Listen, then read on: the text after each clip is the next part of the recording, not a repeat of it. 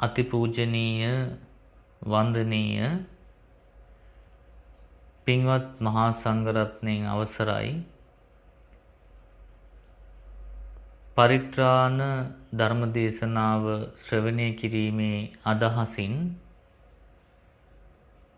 කටයුතු කරන වාසනාවන්ත ගුණවතුනි, මේ අවස්ථාවේදී අපි බලාපොරොත්තු වෙන්නේ චාරිත්‍රානුකූලව සිද්ධ කරනු ලබන පිරිත් අනුශාසනාව සිද්ධ කරන්නටයි. මෙම පිරිත් අනුශාසනාව තුලදී මා බලාපොරොත්තු වෙනවා මේ පිරිත් ධර්මය කියලා කියන්නේ කුමක්ද? පිරිත් දේශනාවන් කා විසින් සිද්ධ කරන ලද දේශනාවක්ද? කවර හේතුවක් නිමිති කොටගෙන මේ පිරිත් ධර්ම දේශනා කරන ලද්දේද?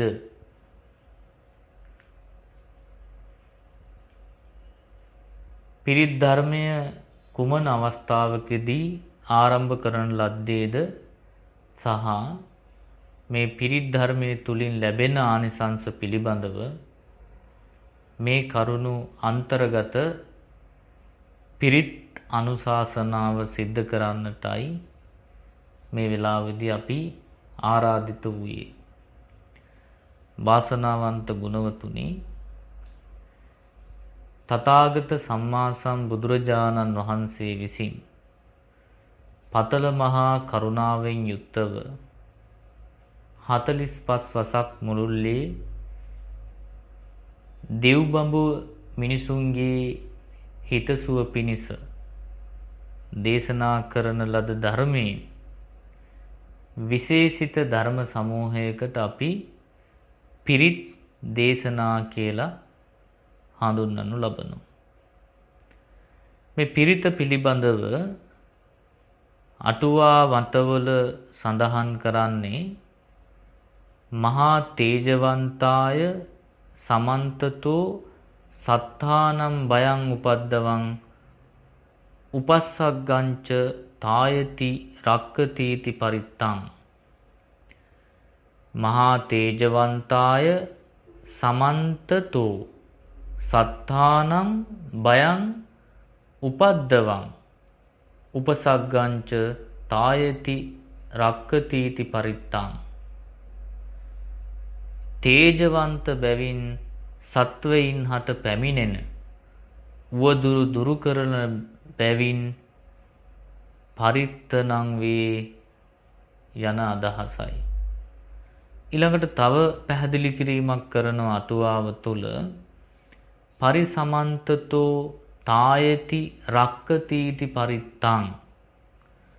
පරිසමන්තාතෝ තායති රක්කතීති පරිත්තං. පරිසමන්තතෝ තායති රක්කතීති පරිත්තං. හාත්පසින් ආරස්සාව සලසන බැවින් පරිත්තනං වේ එහි අදහසයි.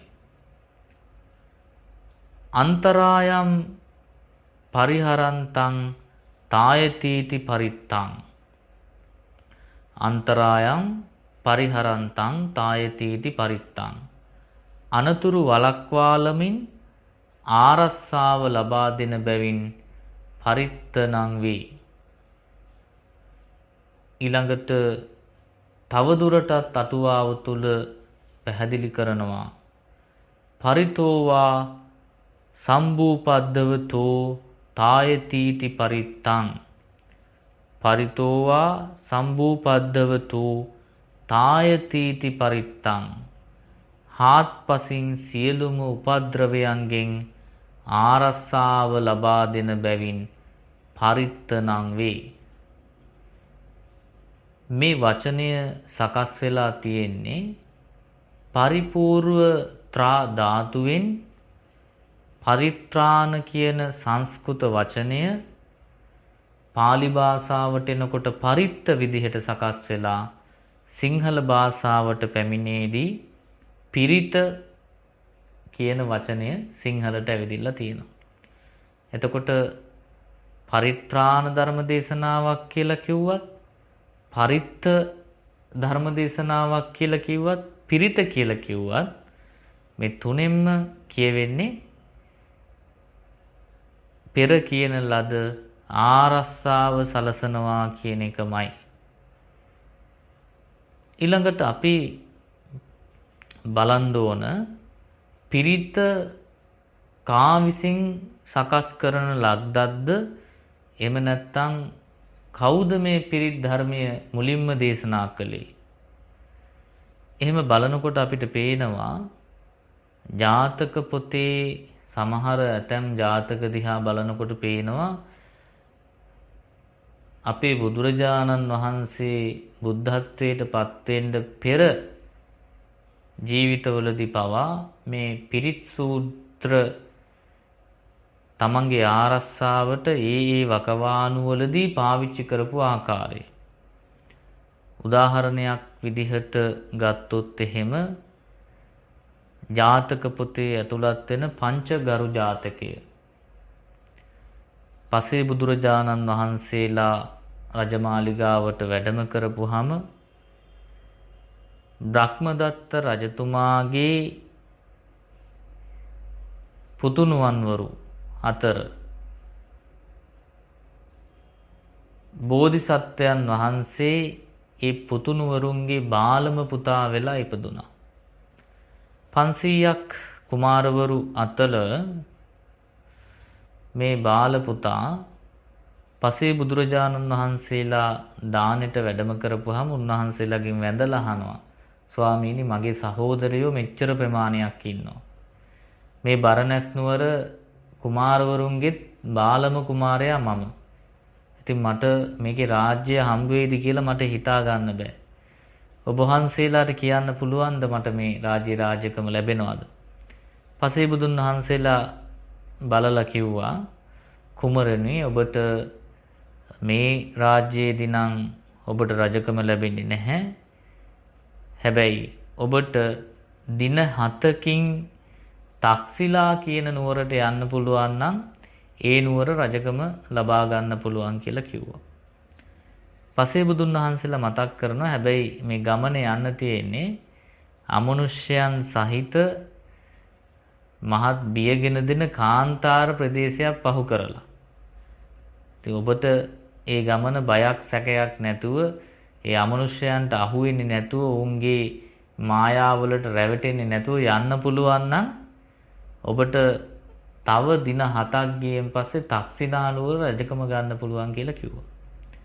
මේ බෝධිසත්වයන් වහන්සේත් මොකද කරන්නේ? සූදානම් වෙලා පසේ බුදුන් වහන්සේ ආරස්සාවට පිරිත් නූල්, පිරිත් පැන්, වැලි සකස් කරලා දීලා බෝධිසත්වයන්ව පිටත් කරා කියලා කියනවා. ඒ දුන්නු උපදෙස් වලට අනුව පිරිත් නූල් බැඳගෙන පිරිත් පැන් මේ පිරිත් වැලි ඉසාගෙන ගිහිල්ලා තමන් ආරස්සාව සලසගෙන දින 7ක් ඈවෙමින් තක්සිනා නුවර රජකම ගත්තා කියලා කියනවා. එතකොට අපිට පේනවා අබුද්ධෝත්පාද කාලවලදී පවා මේ පිරිත කියන දේශනාව තුලින් ආරස්සාවක් ලබා ගත්තා කියන එක. ඊළඟට මේ පිරිත් දේශනාව කුමන කාලයක ආරම්භ කරාද කියන කාරණය ගැන සැලකීමේදී පැහැදිලිව පෙන්වන්න පුළුවන් කාරණාවක් තමයි පිරිත් දේශනාව ආරස්සක ධර්මයක් විදිහට ආරම්භ කරන ලද්දේ බුදුරජාණන් වහන්සේ ජීවමාන අවබ්ධයේදී බවයි. ඒකට සෑහෙන්න උදාහරණ තියෙනවා බුදුරජාණන් වහන්සේගේ සමයේදීම ජීවමාන අවදීම පිරිත් දේශනාව ආරම්භ වුණා කියන කාරණේ. උදාහරණ කීපයක් මම මතක් කරන්නම්. දීගායු කියන කුමාරයා අවරුද්ධක නම් යක්ෂයා විසින් බිල්ලක් හැටියට එහෙම නැත්නම් ඔහුට ආහාරයක් වෙන්න තියෙන අවස්ථාවකදී මේ කුමාරයාට දින 7යි ජීවත් වෙන්න පුළුවන්කම තිබුණේ. මව්පියන් 이르දි බල සම්පන්න තාපසයෙක් ළඟට ගිහිල්ලා වඳිනවා. අම්මටත් දීර්ඝායු වේවා කියලා කියනවා. තාත්තටත් දීර්ඝායස ලැබේවා කියලා කියනවා. හැබැයි මේ පොඩි පුතාට මේ තාපසයා දීර්ඝායස පැතුවේ නෑ. අම්මයි තාත්තයි හරි කනස්සල්ලටපත් වුණා. ඇහුවා ඇයි තාපසතුමනි? කිව්වා පින්වතුනි කලබල වෙන්න එපා. මේ දරුවට තව දවස් 7යි ආයුෂ තියෙන්නේ. මට එතනින් එහා පේන්නේ නෑ. අනේ ස්වාමීනි අපේ දරුවව බේරගන්න පුළුවන්ද කියලා ඇහුවා. ඊට පස්සේ කිව්වා මේ විෂය මං සතු දෙයක් නෙවෙයි. මගේ විෂය ඉක්මවා ගියපු දෙයක්. හැබැයි ඕක කරන්න පුළුවන් කෙනෙක් ඉන්නවා. ඒ තමයි ජේතවනාරාමේ වැඩ ඉන්න ලෝතුරා තථාගත සම්මා සම්බුදුරජාණන් වහන්සේ. ඔබ යන්න ගිහිල්ලා උන්වහන්සේගෙන් මේ ගැන අහන්න. උන්වහන්සේ මේකට විසඳුමක් දෙයි කියලා මේ තාපසතුමා කිව්වා. මොකද කරන්නේ මේ දීඝායු කුමාරයාගේ අම්මයි තාත්තයි මේ දරුවවත් වඩාගෙන හනිකට ජේතවනාරාමෙට දිව්වා. ගිහිල්ලා වන්දනා කරා බුදුරජාණන් වහන්සේත් අර දෙදෙනාටම දීර්ඝායස පැතුවා. කුමාරයාට සඳහන් කළේ නෑ. අනේ ස්වාමීනි ඇයි කියලා ඇහුවා.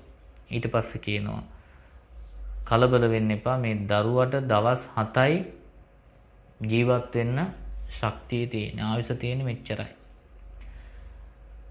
දින 7කින් මේ දරුවා මරණයටපත් වෙනවා. අවරුද්ධක කියලා යක්ෂයෙක් මෙයාව ගොදුරු කරගන්නවා කිව්වා.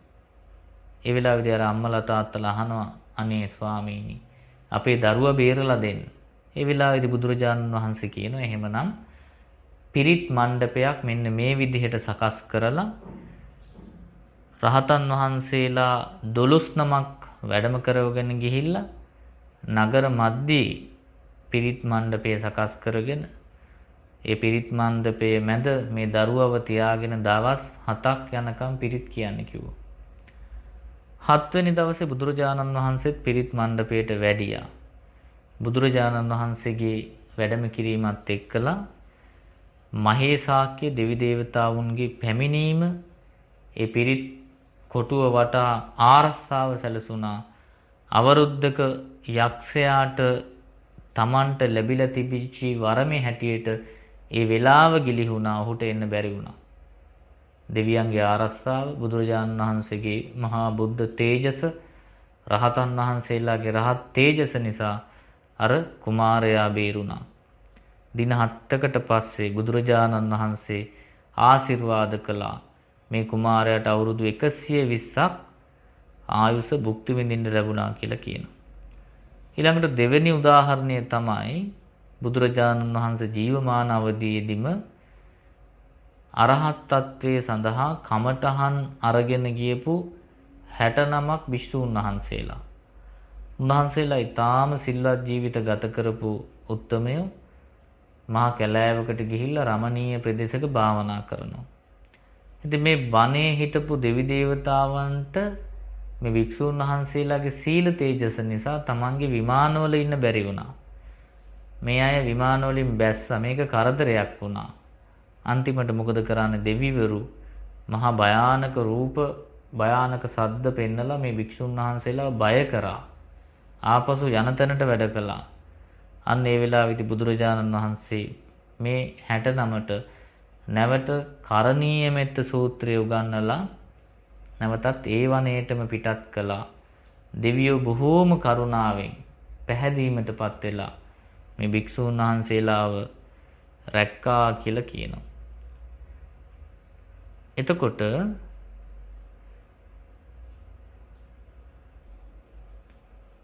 ඊළඟ උදාහරණය තමයි බුදුරජාණන් වහන්සේ වැඩ ඉන්න සමයේදී විශාලා මහනුවරට ඇතිවෙච්ච තුම්බිය, රෝග බිය, අමනුෂ්‍ය බිය, දුර්භික්ෂ කියන මේ තුම්බිය ඇතිවෙච්ච වෙලාවේදී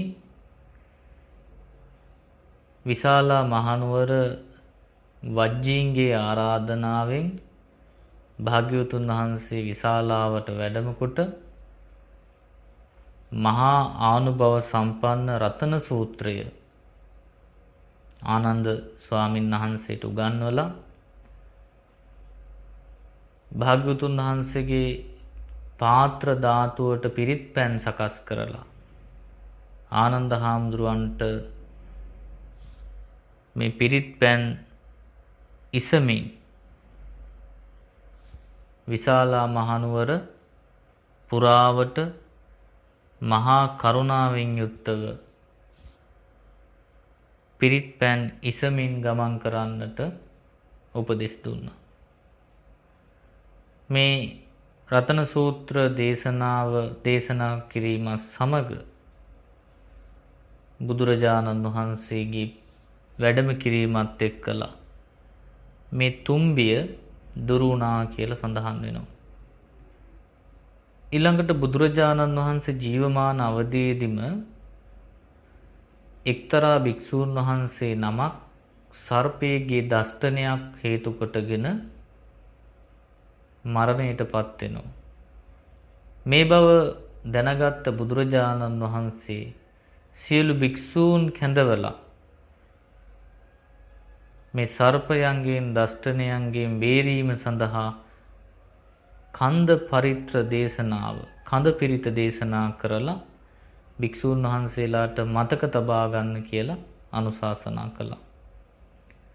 ඊළඟට ජාතක පොතේ එන ස්වර්ණමයුර ජාතකයේ සඳහන් වන ආකාරයට මහ බෝධිසත්වයන් වහන්සේ මොණරෙකු ලෙස උප්පත්තිය ලබා සිටින අවස්ථාවේ ඒ සියලු වැද්දන්ගෙන් අවුරුදු 700ක් විතර කාලයක් අටවන මලපුඩුවෙන් තමන්ගේ ජීවිතය බේරගන්න හැකි වුණා කියලා කියන්නේ මේ මොර පිරිත ආරස්සක පිරිතක් හැටියට භාවිතා කිරීමේ ඊළඟට රාහු අසුරයාගෙන් තමන්ට පැමිණි විපත හිරුසඳ මණ්ඩලයේ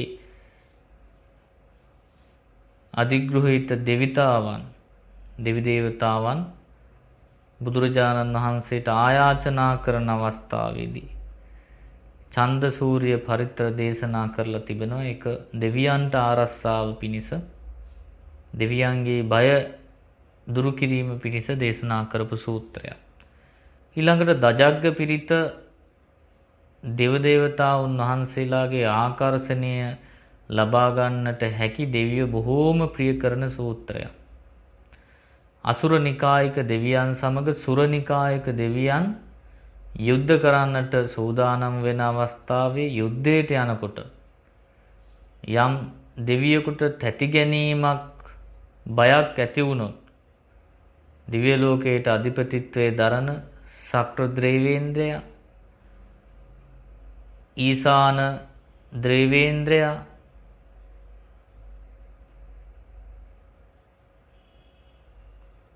එතනින් ගියපුවාම වරුණ ප්‍රජාපති යන මේ දෙවියන්ගේ දජ දිහා බලන්න කියලා ඉල්ලනවා. බුදුරජාණන් වහන්සේ මතක් කරන්නේ මේ කියන නම් කියපු දෙවියෝ රාගයේ දේශය දුරු කරපු අය නෙවෙයි. යමෙක් රාගය දෝෂය සහිත නම් ඒ අයගේ දජ දිහා බැලුවට ඒ බය නැති වෙන්නේ නැහැ. රාග ද්වේෂ මෝහය නැසූ බුදුරජාණන් වහන්සේගේ ගුණ සිහිපත් කිරීමෙන් සුපටි සම්පන්න වූ මහරහතන් වහන්සේලාගේ ගුණ සිහිපත් කිරීමෙන් ධර්ම රත්නයේ ගුණ සිහිපත් කිරීමෙන් යම් කෙනෙක් කල්පනා කරනවාද ඔවුන්ගේ බය තැති ගැනීම පහ වෙනවා කියලා. ඒ වගේම අපිට මතක් කරන්න පුළුවන් භාග්‍යවතුන් වහන්සේ ගිලන් වෙච්ච අවස්ථාවලත් ඒ කාලේ වැඩ හිටපු ප්‍රකට මහරහතන් වහන්සේලා ගිලන් වෙච්ච අවස්ථාවලදී බොජ්ජංග සූත්‍ර දේශනා කරලා උන්වහන්සේලාගේ ගිලන් භාවයෙන් නැගිටපු අවස්ථා තියෙනවා. මහා මොග්ගල්ලාන තීර බොජ්ජංගය, මහා කශ්‍යප තීර බොජ්ජංගය, ඒ වගේම ගිරිමානන්ද තීර බොජ්ජංගය මෙවැනි සූත්‍ර දේශනා තුලින් පැහැදිලි වෙනවා භාග්‍යවතුන් වහන්සේ පවා පිරිත් සූත්‍ර ධර්ම තුලින් තමන් වහන්සේගේ කායික රෝග ඇතිවෙච්ච අවස්ථාවල මහරහතන් වහන්සේලා පවා සුවය ලැබීමට මේ පිරිත් ධර්ම භාවිතා කරා කියන එක. ඊළඟට ආටානාට්‍ය සූත්‍රය ගැන කතා කරනකොට ඒකේ සඳහන් කරනවා ධර්මයට කැමැති අමනුෂ්‍යයොත් සිටිනවා, ධර්මයට අකමැති අමනුෂ්‍යයොත් සිටිනවා. මහා බල සම්පන්න අමනුෂ්‍යයෝ සිටිනවා. ඉතින් භික්ෂු භික්ෂුණී උපාසක උපාසිකා කියන මේ සිව්වනක් පිරිස යම් යම් අවස්ථාවල අනාරක්ෂිත තැන්වලට ගියපුවාම ඒ අයගේ ආරක්ෂාව සඳහා මේ ආටානාට්‍ය සූත්‍රය ඉගෙන ගන්න කියලා සිව්වනක් පිරිසට දෙවි දේවතාවුන් වහන්සේලාගේ ඉල්ලීම නිසා, සතරවරන් දෙවිවරුන්ගේ ඉල්ලීම නිසා, දැනුවත් කිරීම නිසා බුදුරජාණන් වහන්සේ මේ සඳහා අනුශාසනා කරා. ඊළඟට පිරිත් දේශනාව ආරම්භ කරනකොට අපි මතක් කරනවා ගාථාවක්. විපත්ති පටිභාහාය සබ්බ සම්පatti සිද්ධියා සබ්බ දුක්ඛ විනස්සාය පරිත්තම් රූත මංගලං. විපත්ති පටිභාහාය සබ්බ සම්පatti සිද්ධියා සබ්බ භය විනාශාය පරිත්තම් රූත මංගලං. විපත්ති පටිභාහාය සබ්බ සම්පatti සිද්ධියා සබ්බ රෝග විනාශාය පරිත්තම් රූත මංගලං. යනාකාරයට ගාථා ධර්මයන් 3ක් සජ්ජායනා කරමින් සූත්‍ර දේශනාව ආරම්භ කරන විදිහට මහා සංඝරත්නයට ආරාධනා කරනවා. මේකෙදි පැහැදිලි කරන්නේ මොකද්ද? විපත්ති පටිභාහාය. විපත් දුරු කර ගැනීමට, සබ්බ සම්පatti සිද්ධියා සියලු සම්පත් යහපත සිදු කර ගැනීමට, සබ්බ දුක්ඛ විනාශාය සියලු දුක් නැති කර ගැනීමට. ඊළඟ කාරණය තමයි සබ්බ බය විනාශාය සියලු බය නැති කර ගැනීමට, සබ්බ රෝග විනාශාය සියලු රෝග නැති කර ගැනීමට. මංගල සම්මත වූ පිරිත් ධර්මය දේශනා කරන ලෙස ඉල්ලීමක් කරනවා. පරිත්තම් රූත මංගලං. දුර්භික්ෂ රෝග අමනුෂ්‍ය ආදී කරුණ වලින් පැමිණෙනා වූ දුක්ගැහැට නිසා ඇතිවෙන සියලු ආකාරයේ කරදර වලින් වැළකීම පිණිස මේ ආරස්සක පිරිත දේශනා කරනසේක්වා කියන එකයි මේකේ අදහස. එහෙම බලපුවාම බුදුරජාණන් වහන්සේ ජීවමාන අවදීයේදීම මේ ආරස්සක පිරිත් දේශනාව ආරම්භ වෙලා තිබෙනවා. අවුරුදු 2550කටත් වැඩි ඉතිහාසයක් මේ වෙනුවෙන් තියෙනවා. ඊළඟට මෙහි ආනිසංස ගැන බැලුවොත් එහෙම පිරිත් දේශනාව තුල සම්පූර්ණයෙන්ම අඩංගු වන්නේ බුද්ධ ධම්ම සංඝ යන තුරුණුවන්ගේ අනන්ත ගුණයන්, ත්‍රිවිධ රත්නයේ ගුණයන්, පරම සත්‍ය ධර්මතාවයක් සඳහන් වන මේ තුරුණුවන්ගේ ගුණය අසත්‍යයි කියලා කාටවත් ප්‍රකාශ කරන්න පුළුවන් කමක් නැහැ. මහරහතන් වහන්සේලාගේ ගුණ අනන්තයි. එතකොට එහි ආනිසංස විදිහට රෝග බිය දුරු කිරීමට මේ පිරිත හේතු වෙනවා. දුර්භික්ෂ බිය දුරු කිරීමට මේ පිරිත් දේශනාව හේතු වෙනවා. අමනුෂ්‍ය බිය දුරු කිරීමට මේ පිරිත් ධර්මයේ හේතු වෙනවා. සිතේ ඇතිවන බිය තැති ගැනීම, සසල බව දුරු කිරීමට මේ පිරිත් ධර්මයේ හේතු වෙනවා. තුරුණුවන්ගේ ආරක්ෂාව, ආශිර්වාදය ලබා ගන්න පුළුවන්කම ලැබෙනවා. පිරිත් ධර්මයේ ශ්‍රවණය කරන්නට එන දෙවියන්ගේ ආශිර්වාදයේ ප්‍රිය බව ලැබීමට හේතුවක් වෙනවා. සිතේ නිරාමිෂ සතුට, සැනසීම ඇති වෙනවා. දෙව් මිනිස් සියලු සත්වයන්ට ප්‍රිය වෙනවා. ආයුෂ වර්ධනයට හේතු වෙනවා. ඉතින් මේ කියන කාරණා පිරිත් ධර්මය ශ්‍රවණය කිරීම තුලින් ලබන්න පුළුවන් කියලා සඳහන් කරනවා. ඊළඟට මිලින්ද ප්‍රශ්නේදී මිලිඳු රජතුමා මේ පිරිත ගැන අහපුවාම ස්වාමීන් වහන්සේ මතක් කරනවා මහරජ මේ පිරිත් දේශනා කරන කල්ලි මෛත්‍රිය පූර්වාංගව ශබ්දය පැතිරෙනවා. එතකොට මේ මෛත්‍රියෙන් යුක්තව මේ කියන පිරිත් ධර්මය නිසා සියලු ව්‍යාධි දුරු වෙනවා. පිරිත් ධර්මයෙන් ආරක්ෂාව සැලසෙනවා. පිරිතෙන් ආරක්ෂා වෙන ලද පුරුෂයා හට නාගයින් දෂ්ට නොකරන්නේය. දෂ්ට කිරීම සඳහා විවර කළ මුඛය පියාගන්නේය. සොරුන් විසින් තලන්නටගත් මුගුරක පවා නොපෙමිණෙන්නේය. ඒ සොරුන් මුගුර දමාවොත් මිතුරු වෙති. කුපිත වූ නාගහස්තීන් තමන් ළඟට පැමිණියත් හානි නොකරන්නේය. දිලිසෙන මහා ගිනි ජාලාවක් වුවත් ළඟට පැමිණියද නිවී යන්නේය. නොදන නමුත් අනුභව කරන ලද විස වුවද අමෘතය හා සමාන වන්නේය. ආහාරයක් බවට හෝ පත්වන්නේය. නසන කැමැත්තා වූ වරදකරුවෝ ළඟට පැමිණ දාසයන් මන් වන්නේය. පයට පෑගුණු මලපුඩුව පවා ක්‍රියාත්මක නොවන්නේය. මේ විදිහට නාගසේන මහරහතන් වහන්සේ මිලිඳු රජතුමාට මතක් කරනවා රජතුමනි මයුර ජාතකයේදීත් මොනරගේ අවුරුදු 700ක් පුරාවට උගුලට අසුනේ නැත්තේ මේ පිරිත් කරන ලද පිරිත් සූත්‍රයේ තියෙන බලය නිසා.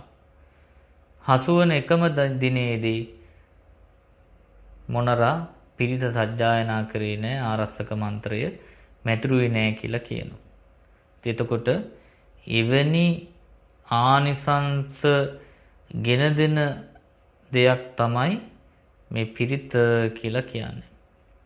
මේකේ තව බොහෝ දේවල් අපිට මතක් කරන්න තියෙනවා. පිරිත් සූත්‍ර ගැන කියනකොට ආනන්ද හාමුදුරුවෝ එක අවස්ථාවක රොඩි ගමකට ගිහිල්ලා පැන් ගන්නට යම්කිසි ළිඳකට යන අවස්ථාවකදී එතන ඊටාම රූප සම්පන්න දිව්‍යාංගනාවක් වගේ රූප සම්පන්න රොඩි තරුණියක් සිටිනවා. ඇය පැන් දෙන්න අදිමදි කරනකොට ආනන්ද හාමුදුරුවෝ කියනවා නැගණිය පැන් පිපාසයට කුලමල ભેදයක් නැහැ. පන්ති ભેදයක් නැහැ. ඔබ බය නැතුව මට පැන් දෙන්න. ඇය පැන් ලබා දෙනවා. මේ රන්වන් පැහැයෙන් යුත් ආනන්ද හාමුදුරුවෝ ගැන මේ දිව්‍යාංගනාවක් වගේ කටයුතු කරන රොඩි තරුණියට සිත ඇති වෙනවා. ඇය පැන් ලබා දීලා තමන්ගේ අම්මට ගිහිල්ලා කියනවා අම්මේ අන්න අසවල් තරුණ ශ්‍රමණයෙක් හිටියා. මේ ශ්‍රමණයා හරිම කරුණාවන්තයි. මට කුලය ගැන කතා කරන්න අවශ්‍ය නැහැ කිව්වා. මට පැන් දෙන්න කියලා මගෙන් පැන් ඉල්ලගෙන ගියා. මම විවාහ වෙනවා නම් විවාහ වෙන්නේ අන්න ඒ ශ්‍රමණයාත් එක්කයි. මට ඔහුගෙන් තොර ලෝකයක් නැහැ. ඔහු ලබා නොදුන්නොත් මම නොකා නොබී මැරෙනවා කියලා කිව්වා. හැඩහුරුකම අහගත්ත ගමන් මෑණියෝ දැනගත්තා. මේ රජ කුලයෙන් පැවිදි වෙච්චි ආනන්ද හාමුදුරුවෝ ගැන තමයි මේ කියන්නේ. දියණියට කිව්වා දියණිය අපිට ඒ වගේ ඇත්තෝ ගන්න බෑ. රජ කුලයේ පැවිදි වෙච්චි රාජකුමාරයෙක්. අනිත් එක බුදුරජාණන් වහන්සේගේ ළඟම සමීප ශ්‍රාවකයෙක්. ඔය අදහස අත්තරලා දාපන් කිව්වා. දියණිය මේකට සූදානම් නැතිම තැන මේ රොඩි කාන්තාව මොකද කරන්නේ? තමන්ට තමන්ගේ කුලයෙන් ලැබිලා තිබිච්ච අති ප්‍රබල රොඩි දැහැනක් මතිරුවා. මේ වෙනකොටත් ආනන්ද හාමුදුරුවෝ සෝවහන් ඵලයට පත් වෙලා හිටපු ආර්යයන් වහන්සේ නම. මේ මන්ත්‍රය කොච්චර ප්‍රබලද කියනවා නම් ඒ සියල්ලක්ම අමතක වෙලා ආනන්ද හාමුදුරුවෝ තමන්ගේ යන්න ගියපු ගමන අමතක වෙලා මේ රොඩි කාන්තාවගේ ගෙදරට එන පාර හොයාගෙන ආවා. පෙර පුරන ලද වාසනාවකටද කොහෙද බුදුරජාණන් වහන්සේව මතක් වෙනවා කඩුල්ලෙන් පයින්ඩ යනකොටම. බුදුරජාණන් වහන්සේ මේ සිද්ධ වෙන්න යන මහා විපත දැකලා ආනන්ද හාමුදුරුවන්ව ගලව ගන්නට මහා ජලනන්දන සූත්‍රය දේශනා කරා කියලා කියනවා. කොච්චර ප්‍රබල මන්ත්‍රයක් වුණත් මොනතරම් රොඩී දැහැන ප්‍රබල වුණත් බුද්ධ මන්ත්‍රයට මේ සියල්ලම කැපිලා යනවා. ජලනන්දන සූත්‍රය දේශනා කරපු ගමන් ආනන්ද හාමුදුරුවන්ට පියවි සිහිය නැවත ලැබුණා කියලා කියනවා. ඊළඟට මේ බුද්ධාන්තරයේ දක්වාම ගැබිනි මාතාවන්ට පිහිටට සිටින අඟුලිමාල පිරිත. අඟුලිමාල මහරහතන් වහන්සේ විසින් දේශිත මේ පිරිත මහානුභාව සම්පන්නයි. ඔබ දන්නවා අඟුලිමාල හාමුදුරුවෝ පෙර ජීවිතයේදී දහස් ගාණක් මරණයට පත් කළා. 999ක් කියලා කියනවා. ඉතින් උන්වහන්සේ අවිහිංසා මගට පිවිසියාට පසු ශාසනය පැවිදි වුණාට පසු එක දවසක් පිණ්ඩපාත යනකොට විලි රුදාව හැදිලා දරුවෙක් බිහි කරන්න හදන අම්මා කෙනෙක් මහා වේදනාවෙන් කෑ ගහනවා. උන්වහන්සේට මහත් අනුකම්පාවක් ඇති වුණා. අනුකම්පාවක් ඇතිවිලා බුදුහාමුදුරන්ට ගිහිල්ලා කිව්වා නේ ස්වාමීනි මම මේ වගේ දෙයක් දැක්කා මට පිහිට වෙන්න තිබ්බනම් හොඳයි කියලා හිතෙනවා. ඒ වෙලාවේදී බුදුරජාණන් වහන්සේ මතක් කරනවා එහෙනම් අඟුලිමාල ඔබ ගිහිල්ලා සත්‍යක්‍රියාවක් කරන්න. මම මේ ජාතියේ ඉපදිච්ච දවසේ පටන් සතෙක් මැරුවේ නෑ කියලා ජීවිතයක් නැති කලේ නෑ කියලා සත්‍යක්‍රියාවක් කරන්න කිව්වා. අඟුලිමාල හාමුදුරුවෝ කියනවා අනේ ස්වාමීනි මං කොහොමද එහෙම කියන්නේ? මගේ අතින් මං දැන කොච්චරනම් මිනිස්සු මැරුවද? ඒ විලායේදී බුදුරජාණන් වහන්සේ කියනවා එහෙම නෙවෙයි අඟුලිමාල.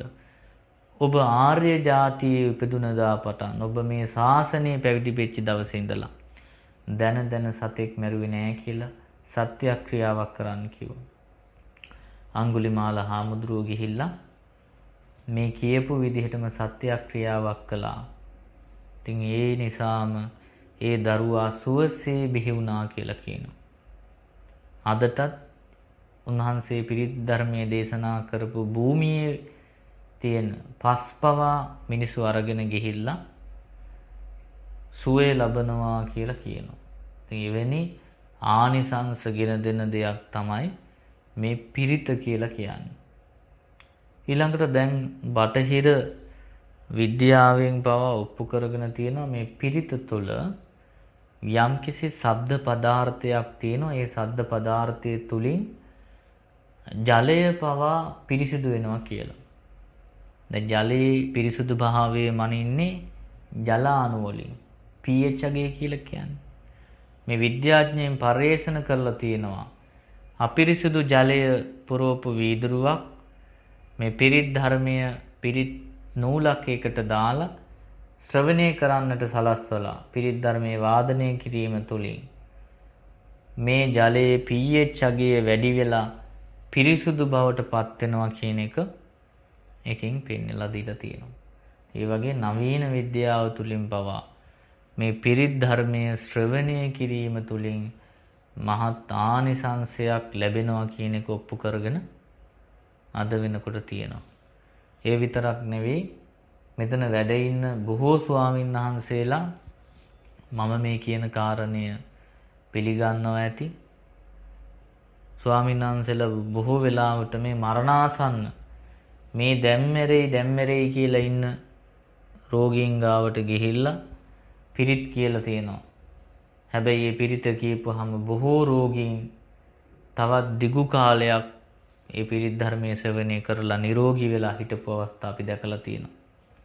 ඒ නිසා පින්වත්නි, පිරිත කියලා කියන්නේ අපේ ජීවිතවලට මනාව හාත්පසින් ආරස්සාව සලසන දෙයක්. ඔබට පිරිත් ධර්මය ගෙදරදී නිතර රේඩියෝ එකේ හරි ටීවී එකේ යන එකක් හරි දාලා තියන්න පුළුවන් නම්, ඒ පිරිත් ධර්මය ඔබට ශ්‍රවණය කරන්න පුළුවන් නම්, ඒ පිරිත් ධර්මයේ තුල තියෙන අර්ථය තේරුම් අරගෙන ඊට අනුරූපී විදියට ධර්මානුකූල ජීවිතයක් ගත කර ගන්න පුළුවන් නම්, අන්න ඔබට එයින් මනාව තවත් ආනිසංස ලබන්න පුළුවන් හැකියාවක් තියෙනවා. ඒ වගේම තමයි යම් කෙනෙක්ට මේ පිරිත් ධර්මය දිනපතා ආරස්සක පිරිතක් හැටියට මෙනෙහි කරන්න පුළුවන් නම්, සජ්ජායනා කරන්න පුළුවන් නම්, ඔබේ යසස, ඔබේ නිරෝගීකම, ඔබේ ආරස්සාව ඒනු සැලසෙනවා. ඒ නිවසට යහපතක් වෙනවා. ඒ රැකියා ස්ථානයට යහපතක් වෙනවා. ඒ නිසා මනාව මේ පිරිත් ධර්මය තමන්ගේ හිත තුල තියෙන විශ්වාසයත් එක්කලා ශ්‍රවණය කරන්නට ඕන. ඊළඟට පින්වත්නි, අපි දැකලා තියෙනවා ගොඩාක් පිරිත් ගෙවල් වලට ගියපුවාම මධ්‍යම රාත්‍රිය වෙන්න පිරිත් කොටුවේ වැඩ ඉන්න ස්වාමීන් වහන්සේලා විතරයි. ගෙදර ඉන්න අය තමන්ගේ වැඩ කර ගන්නවා. ඇතැම් අය ගෙවල් පිටිපස්සට ගිහිල්ලා මත්ද්‍රව්‍ය වගේ දේවල් පානය කරනවා. ඉතින් එහෙම කරපුවාම ඒ පිරිතෙන් ලැබෙන ආනිසංස ඒ විදිහට ලබන්න පුළුවන් කමක් නැහැ. ඒ නිසා මේ පින්වතුන් බොහෝ මුදලක් විය පැහැදම් කරලා මේ තුන්යම් රාත්‍රියේ මුළුල්ලේ පිරිත් ධර්මයේ සේවනය කරන්න සූදානම් වෙන්නේ.